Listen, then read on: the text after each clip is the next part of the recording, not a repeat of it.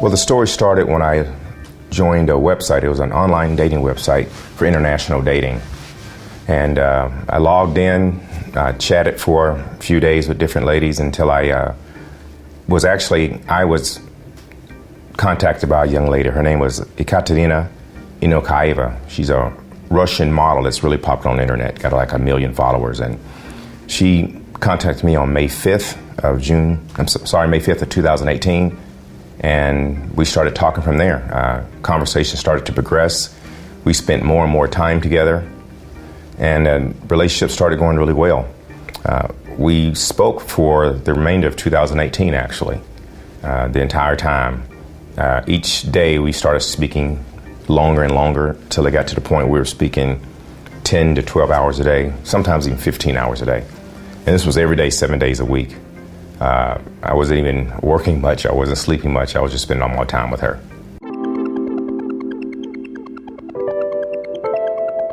As you can see, this is Ekaterina, very beautiful. She's a 29-year-old Russian, listed as an exotic model. She does lingerie and things like that. Her full name is Ekaterina Inokaeva. All I know is she lives in St. Petersburg, Russia. Well, how she managed, I guess you got to put an asterisk by that. I wouldn't say it was she. It was how they managed to hook me in. Was they became what I would call the perfect woman, which was probably a good lookout for anyone else. The perfect woman doesn't exist. And so everything about myself that I liked, anything that I liked, anything I desired was exactly what was given to me. You know, everything I said was repeated back. Call me Lord, call me husband, say I love you every day. All the right things were said. Would even say they don't care about money. Would always say they don't care about the money. Say, you know, I'll live with you in poverty. I want you to come rescue me, take me to the United States. So they learn about you, understand who you are, and there's a lot of that within the first couple of weeks. And then after they learn that, that's when they're really good at it, and they hook you at that point, and they become the perfect woman for you. Oh, I would say that I felt I was in love with her about 4 months into it.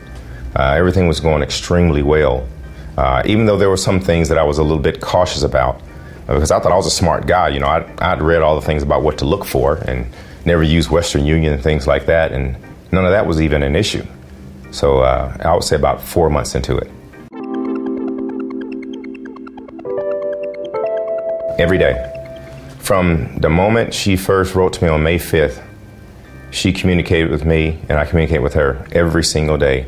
No less, I mean, the first couple of weeks it was maybe an hour or two a day, but after the first month, never less than 10 hours a day, every day. I went through my bank statements and of all 3 credit cards I have. So the total amount spent was $317,000 and some few odds. So 317,403, $317,000 and $317,403.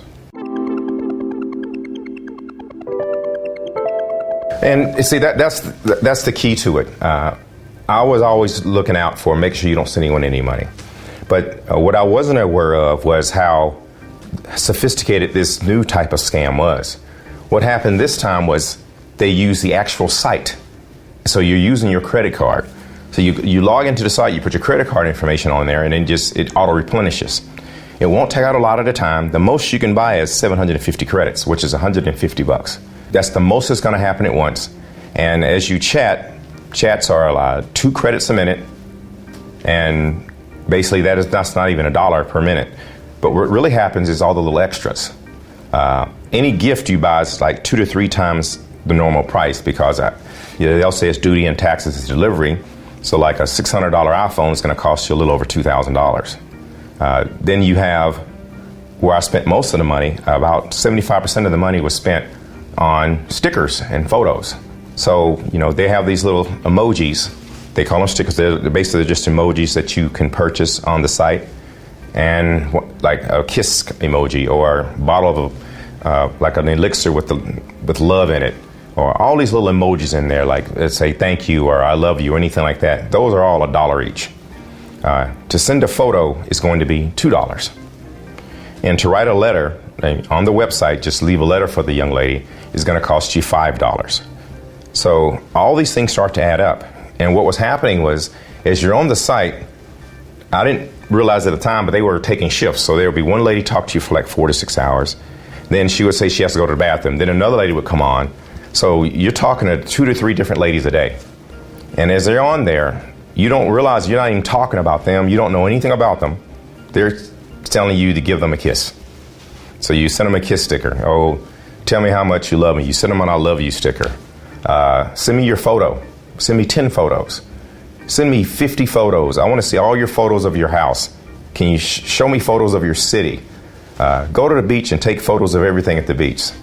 By the end of the day, you've sent 400 photos. Then, of course, she'll start sending you photos, which is, of course, is $2 for each photo that it sent you.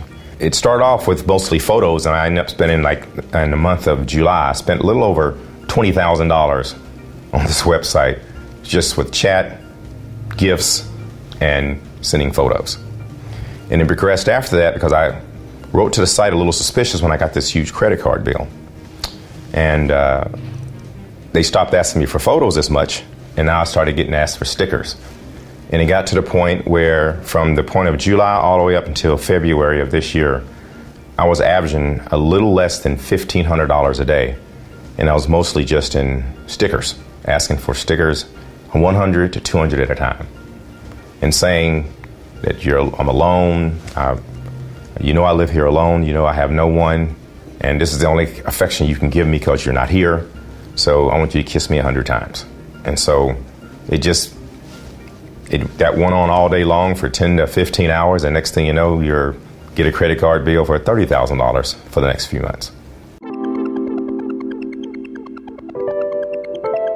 Yes, as you can see on the screen, there's all these screenshots from chats I've had. These are emails as well, where she would basically chastise me for not replenishing my credits quickly enough, asking for hundreds of kisses or hundreds of photos at a time. And this was just ongoing. This was a daily, it was just the routine, and this happened all the time.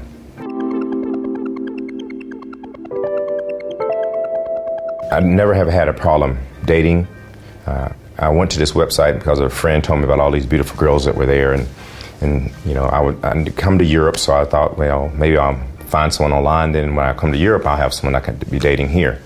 And so I was single, so I tried it. And so when it first happened, I saw the beautiful young lady. I wasn't in a situation where I felt like, oh, this is unattainable, you know. So that never came to my mind that maybe this was just something that just couldn't happen. What I would caution everyone is, you think about that old saying that the greatest trick the devil ever pulled was convincing people he didn't exist. So you may think that it can't happen to you. You think that this is something that I'm just crazy and I'm an anomaly. It's not like that at all. These people are professionals, and they're very good at what they do. They've been doing it a long time, and they don't make many mistakes.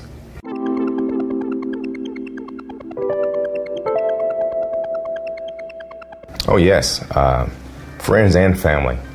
To this day, most of them won't even talk to me anymore. All of my friends tried to warn me. Accountant tried to warn me. Brother, sister, and now to this day, none of them will talk to me because I shunned them all. I told them to stay away from me because I was protecting her. I even told her about these things, and she would say, all we need is each other. And so when they would try to warn me about it, I would always rationalize. I wouldn't reason where when you're reasonable, you look at all the facts, then you come up with the explanation. I was rationalizing where I had the explanation I wanted, and I made the facts fit it. And so I wanted it to be real, and so I made sure that anything she said, I believed it.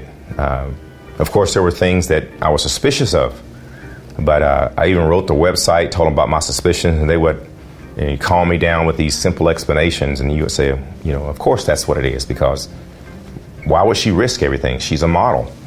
She's got a great career. You can go on Instagram and see all these things that she's doing. There's no way she would risk all that for a petty scam. So in my mind, it made perfect sense that this was real.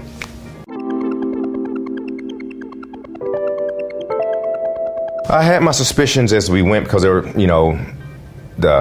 were many times where I would send her a gift and then she wouldn't say thank you or anything because you get a photo from the website of her holding up the gift. But when you're chatting to her on the website, she would have no idea that, what you were talking about. So I felt like there were different women there, but she'd always give an explanation. But what really came down to when I just finally realized that it couldn't be real was she always kept saying she was going to come and be with me, but she would always change it. Then we would always schedule a time to meet where I would come down here and meet her or she would come and meet me and she would change it. Then finally I told her, I said, we're not going to change it this time. She said, no, this is definite. It's going to happen. And we're going to be together. You're going to come and meet me at this time. And for the second time, I bought tickets, made arrangements. And then 2 days before it was supposed to happen, she wrote me and said that her mother told her not to meet me because it needs to be a 1 full year before we met. And that she had to listen to her mother. But what was strange, she's been married before. She's a grown woman, almost 30, and I didn't see. I said, your mother tells you not to meet me. I said, have you never been on a date before? Does your mom tell you not to go on a date before you have seen a man for a year? So none of that just didn't make sense. And it was right before I was supposed to come there, and I'd already bought her a ring twice because she had asked me to buy her an engagement ring, and I bought that, and then she told me she needed a second one because she lost it. And so after I bought her the second engagement ring and a second iPhone, that's when she told me, after she'd accumulated this massive amount of gifts, and within a week, she tells me, hey, my mom says you can't come. And that's when, I'd had enough. I realized then that something just wasn't right.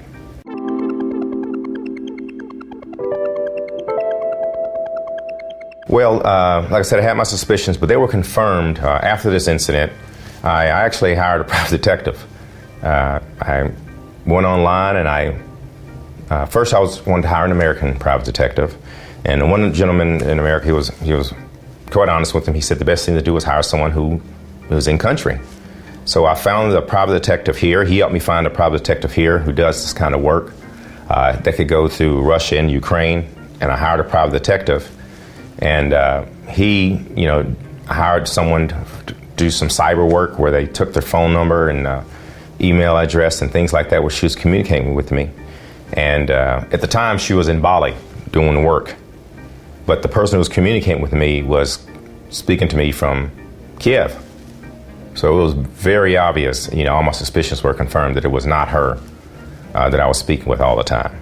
And he said that there were times where she may be speaking to me, but based on all the evidence he put together, as you can see with this report, 90% of the time it was someone else speaking to me.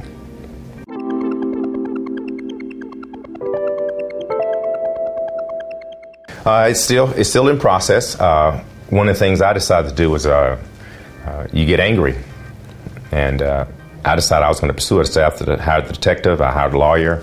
I'm here in Kiev now. Reported this to the Ukrainian authorities. We'll be going to the Russian embassy, reporting it to the Russian authorities as well. We've got passport information. We've got everything that you could possibly get, and we've turned all this stuff over. We know the name of the agency. We know that how the scam works. We've got that pretty laid out in detail, and we're going to pursue this all the way. I know that no matter what the cost or expense or time, I'm not going to stop. It's not just about the money. It's just about the fact that it was done in the most egregious manner, in the most evil manner. And so I just want to make sure they're brought to justice and not get away with it, so they don't do it to anyone else.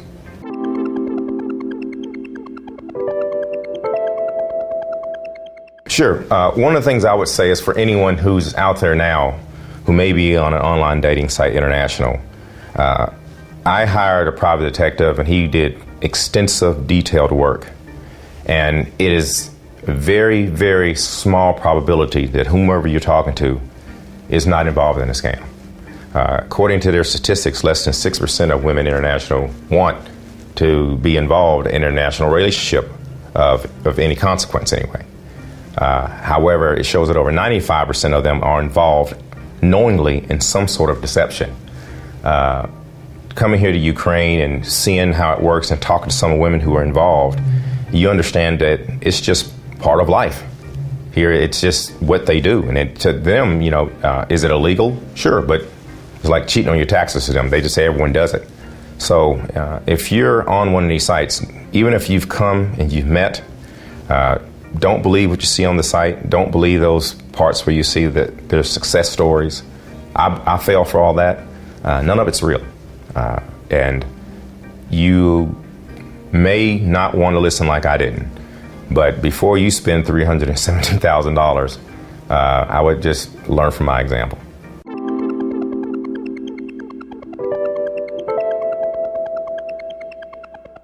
Yes, the name of the site I was on was Valentine.com.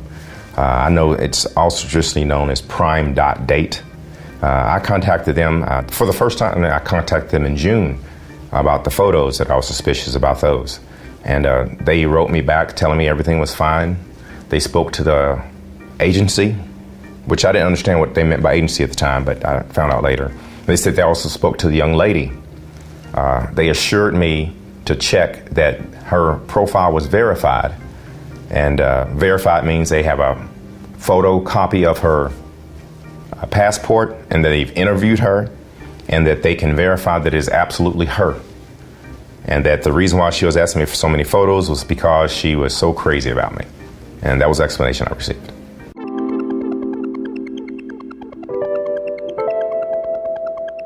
My entire time with Ikatanina Inokaiva was on Valentine.com. So I was only on that website.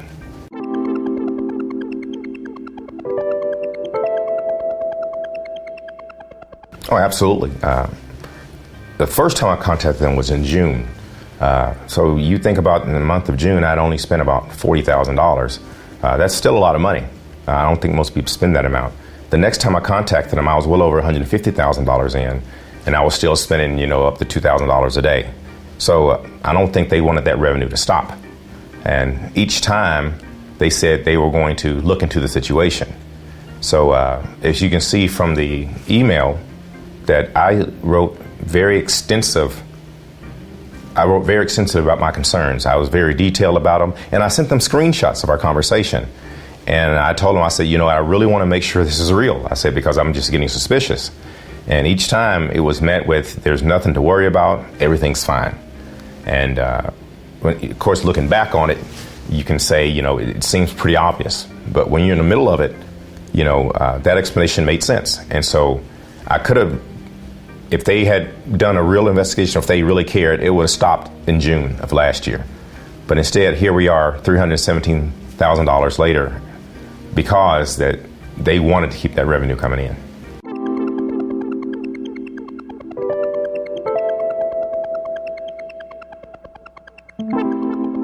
Yes, well, actually, that risk notice I found on several different websites. What I did when I first started investigating myself, I found her on many different websites, this same profile. And there were some slight differences. One would say she was divorced, or one would say she's never married, things like that. So that was never exact, but it was her photos, and all of them said they verified her profile, checked her passport. They all said those things, and I found out later that's true. So they were verified profiles.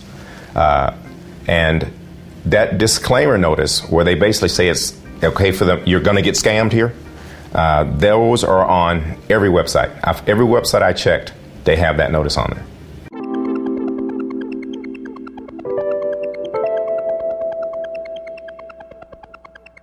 Absolutely, it's very obvious. Just like with this one specific case, she would go from website to website. You have all these different websites that she exists on for a reason. This is a very beautiful young woman in a very highly populated city who gets to travel all over the world. She doesn't need a website. She doesn't need to be on 6 or 7 different websites trying to meet a man. And she's too busy for that, so she couldn't be speaking to them anyway. So it's very obvious that what's happening is that she's working with this one marriage agency, and this agency is working in affiliation with all these different websites. And so it's just going from one to the other. But it's all owned by the same person or the same group.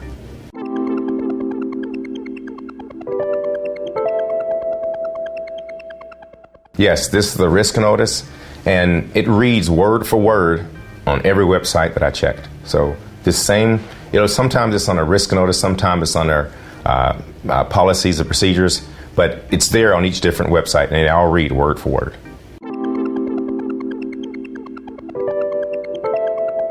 Well, I have retained a lawyer, but we have not gotten to the risk notice portion of it yet because it's such a massive amount of information.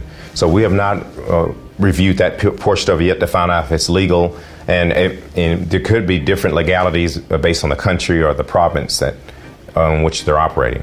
I know that in the United States, based on just a shorthand look at it, that it can't be legal. That scamming is not legal. Because in the risk notice, it's not just saying you may be scammed. They actually lay out how the scam works. So exactly what happened to me, they laid it out word for word, exactly what's going to happen. And it also says they're incentive based because they pay the women and they pay the agency part of the money they get from whatever gentleman they're speaking with. So they're laying out how the scam works. They tell you that they're going to pay them, and they say that you probably will not be speaking to the young lady because they'll have an incentive to just make money from you. So I know that in the United States, based on the wording, that's not something that's allowed. It's illegal. But depending on the state and legalities, we haven't got to that part yet.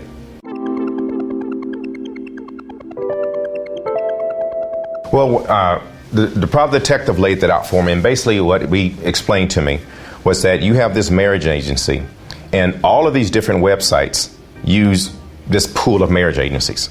So she'll go to this marriage agency and she gets signed up, and they'll go and they'll do these photo shoots.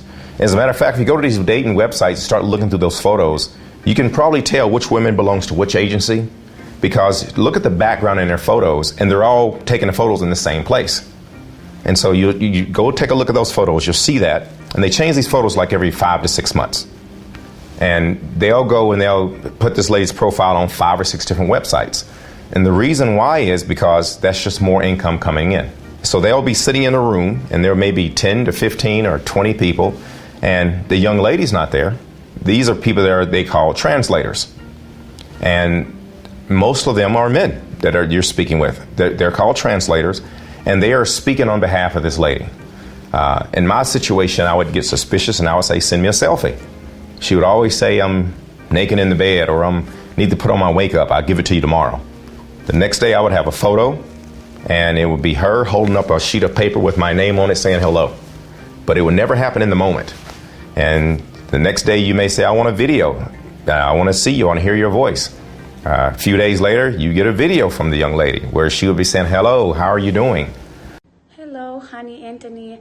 I'm waiting for your meeting. Hi, Anthony. I miss you so much.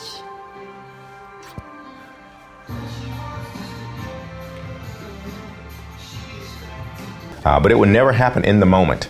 So what would happen is they would have to contact this young lady and say, hey, send us this video. In one particular case, and right before I told her that I wanted to get off the website, I actually wrote them and said, I want proof that this young lady is the one speaking to me. So they had her send me a video of her saying, basically damning herself. My name is Katerina, you see it's me, I'm here, and I'm the one communicating with you on this website. So basically she was saying how complicit she was with this scam. So she can never say that, hey, I had no idea what was happening, because she sent that video. And they even translated in the bottom in Russian what she was saying. Джеймс, я реальная. Сижу на сайте Dream Singles. Веду общение сама. Сегодня 8 февраля 2019 года. So they just go from website to website to website. And are they victims? Are the young ladies victims? In a sense, maybe. But at the same time, they are cognizant of what's happening. And they are fully aware that they are scamming the man that's involved. They are not innocent.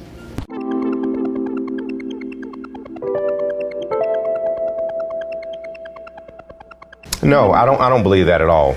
I think what happens is there's a link that you can go to. The lawyers, not the lawyer, the private investigator sent me this link where they recruit these women. So these are women who fit a certain profile, and they actually recruit them. So the average person you see walking around out there is not going to be a scammer, and they are just as disgusted as we are about this behavior. But these women are recruited. So there's a certain personality type, this atypical personality, who is willing to do this. I know myself, as angry as I am, I couldn't do this to someone. I couldn't sit up there and deceive someone and watch their heart break into pieces and you just keep digging and digging. But some people can, and that's the personality that they're looking for. So the average person out there, that's not what they're like. But the women and the men that they use as translators, that's the kind of person that they are.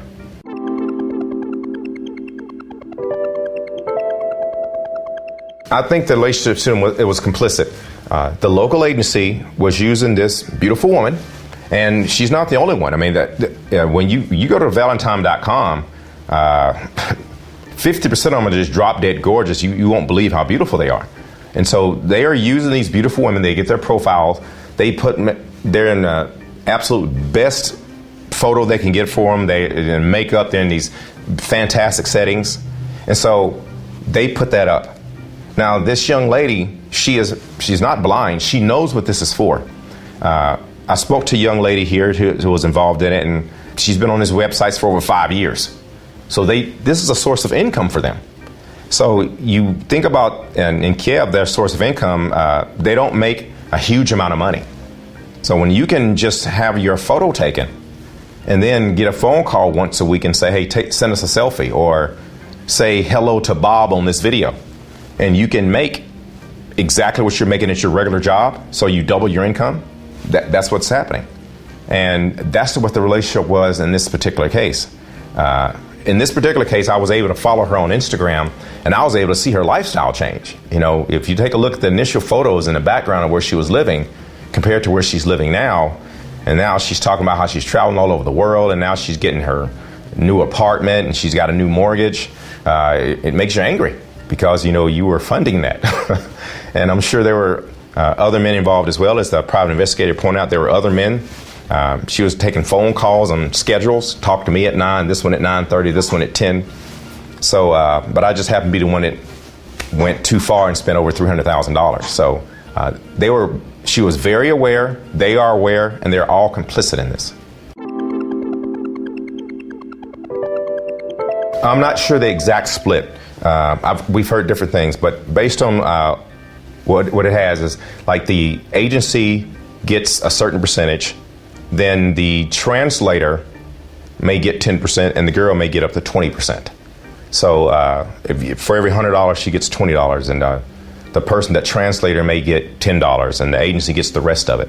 So I know there's a split of it, and it actually says that in the risk policy. It says they are splitting the money, and that they are paying them to get the money from us. They're paying them, so it's incentive based.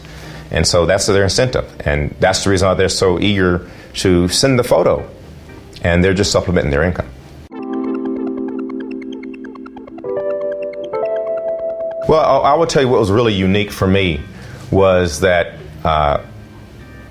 most people, just like me, there's something in the back of their head that says something's not right, but we don't listen to it. And there's some very small things that happen that now I know that they're really good key triggers. One thing is, on the websites, when you buy these gifts are 3 times the normal price. You know, like a $600 iPhone is $2,000, things like that. So I know it's duty and tax. They have these delivery fees, things like this. So what happens is they will make sure that young lady shows you a photo of it. What I learned is, you buy them an iPhone, they're not getting an iPhone, they're just keeping the money. So there may be 10 or 15 iPhones they have on the shelf, and when it comes in, they'll hold up a sheet of paper and they'll hold up the iPhone and say, look, I got my new iPhone. But they're not getting that new iPhone. In my particular case, I bought this young lady a ring. When the private detective took a look at the photo, it wasn't really a ring. It was just a band on the top, and it was like a piece of wire on the bottom of it holding it in place. And you can even see her in the video where she's really struggling to make sure she keeps her hand really closed in tight so you can't see the rest of the ring. So just be really careful. The entire portion of it is a scam. There's no legitimate part to it at all. So be careful of that. And one other thing that will help you is they will never want to do a live video chat or phone call. They won't do a selfie. So just if you think that it's legitimate, demand video chat in the moment. Don't wait till tomorrow. Don't let them do it next week. Say, I want a selfie of you right now. Hello, honey Anthony. I'm waiting for your meeting. Hi, Anthony. I miss you so much.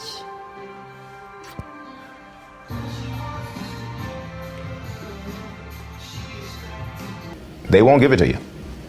Say, I want a video chat. Just hit video chat. You know, if you've been talking more than a month, what's their phone number? I was with this young lady talking almost a year, and to this day, I can't tell you her address or her phone number. To this day, she has never given me a selfie in the moment. And, you know, hindsight is 20/20.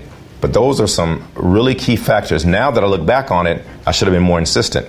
But, you know, how can someone say they're going to love you, want to come here and be with you, but they don't want to talk to you on the phone?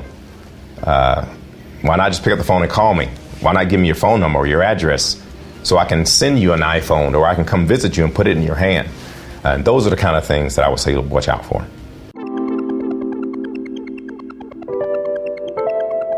First thing I did, like I said, I called a private detective, and he took me to a private detective here in Ukraine, and I wanted to find out exactly how things were working. I'd already contacted the agency, their website, and they weren't going to do anything. As a matter of fact, in my opinion, they helped her scam by her saying she would agree to a meeting.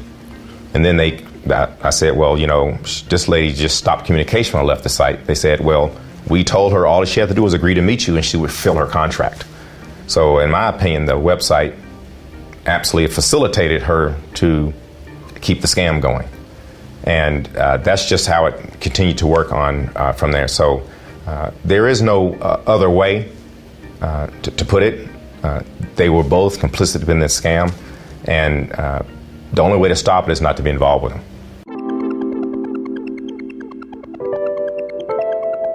When I got here, I was a little bit anxious. I wanted to make sure that I got the police, the cyber detectives. I wanted all that to happen so quickly.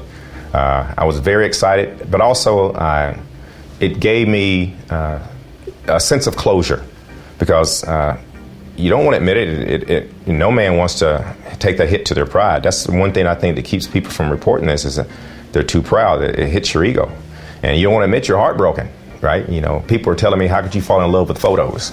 You know, you never met the woman, you know. So it hits your ego. So that was the hardest step for me, was swallowing that and saying, you know, I'm going to do something about it.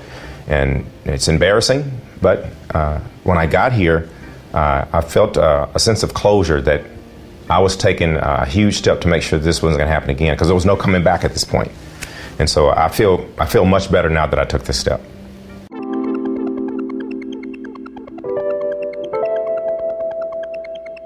I would say my first part of that, you said, what are my chances? And speaking to the lawyer and the cyber police, the chances are extremely high, because I have a preponderance of evidence. I have lots of evidence. It's clear cut. And I don't have anything that's circumstantial. Everything I have is factual. I have screenshots from the conversations. I have the videos. We have the corresponding evidence from what they did with the cyber detectives, and where she was at one point and where she wasn't. We even have some things from Instagram where she would log into my Instagram account, and Instagram will send you a notification saying someone logged into your account from Kiev, right? So we have all this information. So our chances are extremely good. And my goal is simple. I want them shut down. That may seem like it's a huge task, but the reason why these guys are in existence and they are so successful at it is because people just walk away. They let them get away with it. But I'm not going to do that. I'm here in Kiev for a reason. No matter how much time or the expense is involved, I'm going to keep this one going. They will be brought to justice. Now, whether that justice be jail time or fines or whatever, I'm going to make sure that every avenue is exhausted. So if it's this or that, I'm going to make sure it's both. And I won't stop.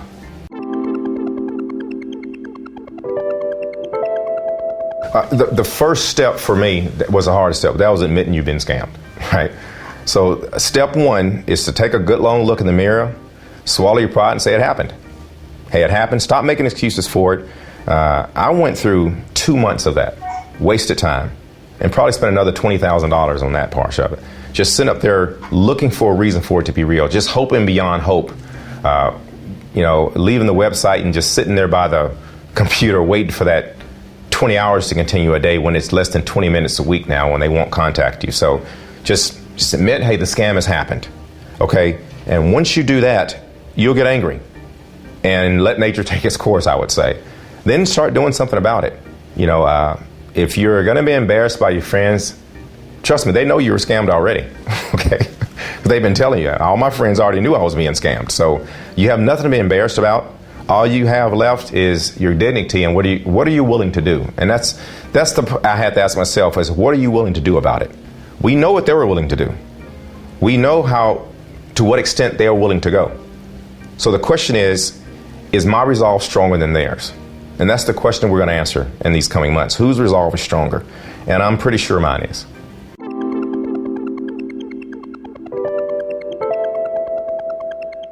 When it came to reality, when I got that report from the detective, I was devastated. I would tell you the hardest part for me was waking up every morning knowing that I had another 10 to 12 hours of absolute torture and agony to go through.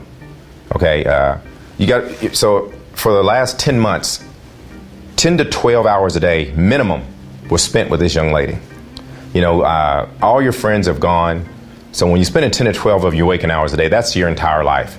You've sent her every gift you can think of. And we had named our children. She would say, what are we going to name our children? Talk about tattoos. Where are we going to live? I had sold my house and, we were picking out houses virtually together. So all these memories you have in your head, right, are a fantasy. It's like being in love with Cinderella. This person does not exist.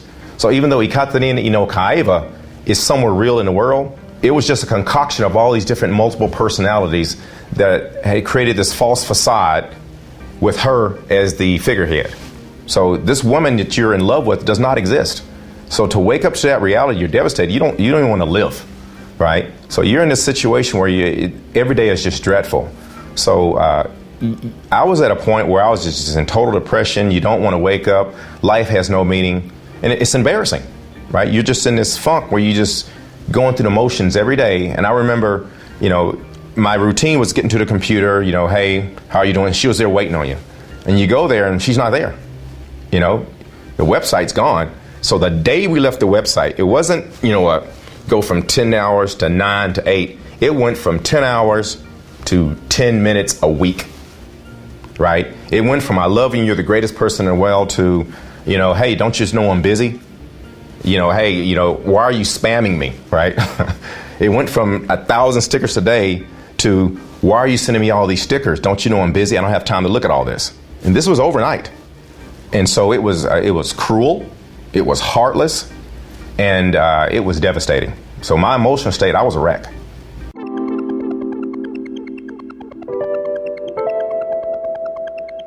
The only thing, I know that there's a big part of this is the agency.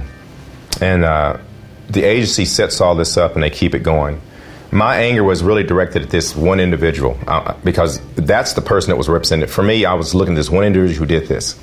And what everyone has to realize is not just that one individual. There are faces behind just that one individual that are just as guilty as she is. The people who are actually communicating with you. When I got those communications, the screenshots, how they were communicating, the names they were calling me, how they were laughing at me, it wasn't her laughing alone. There were several individuals. And this is a byproduct of the entire agency and the culture of the scam with these dating sites. So this one individual agency that happened to me with, there are hundreds of them out there. So we can't just take a look at this and say, we're going to take a look at this one little incident. I can't be selfish. What I have to do is take a look when I report this and say, be above and beyond what happened to me, we got to look at this entire culture of scamming that's happening. And I'm sure it's affecting tourism in Ukraine. It gives the entire country, this one and Russia, a very black eye. So that was very difficult for me because I wanted to attack just this. You know, it was personal to me. But what I've come to realize with the help of you guys and with the help of the lawyer is that, you know, I can't be selfish. It can't just be about me. I've got to make it about the entire community of scams on these dating sites.